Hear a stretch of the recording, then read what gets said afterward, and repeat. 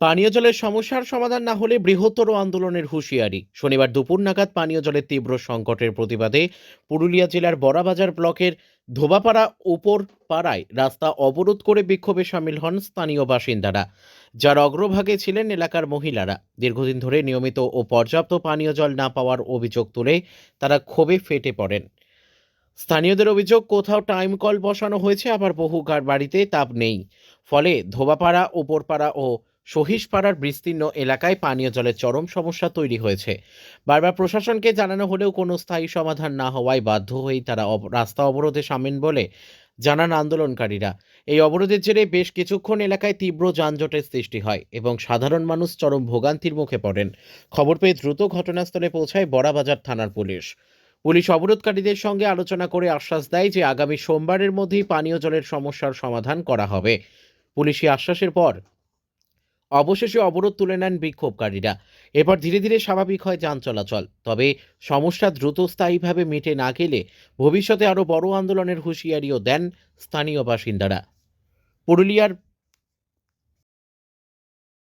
ঘরে কল দিয়েছে কিন্তু জল দেয় নাই, আজ 2 বছর হয়ে গেল আমাদের কল দিয়া। তো তোমরা কি জানাও না ব্লক বা পঞ্চায়েতে? না জানাইছি, দেখছে, আসছে, লোক আসছে, এই বিবেক দিবে। হ্যাঁ, ফটো তুলেছে, নিয়ে যাচ্ছে, আজ হবে কাল হবে, আজ হবে কাল হবে, দিবে, আজও জল নেই। এরপরে কতগুলো কল আছে? অনেক। জল কেমন ভাবে পাওয়া যায়? নাই, জল নাই। মানে দুবেলাও পাওয়া যায় না জল? না, ওই জল দেয় একবেলা। একবেলা জল দেয়। একটা করে 12টা লোক। আচ্ছা, এখন কি চাইছেন আপনারা? এখন আমরা ঘরে যে কল দিয়েছে সেই কলে জল চাইছি। আচ্ছা, এই অবরোধ কতক্ষণ চলবে? হ্যাঁ, এই অবরোধ যতক্ষণ আমাদেরকে কথা দেয় যে জল কখন থেকে দিবে। আচ্ছা, আমাদের তো ঘরে কল করা, আমাদের পুড়েছে, কল দেয় না। আচ্ছা, কতদিন থেকে এরকম সমস্যা হয়ে আছে? অনেক দিন হয়ে পুরা হয়েছে। আমরা বলি দুর্গা পূজার পরে দিবে, কালী পূজার পরে দিবে, মনসা পূজার পরে দিবে, দেয় নাই। আচ্ছা। এখনো দেয় না। আর অন্যান্য 5 বছর জল খাইছে। আর তার জন্য কি আপনারা পথ অবরোধ করেছেন?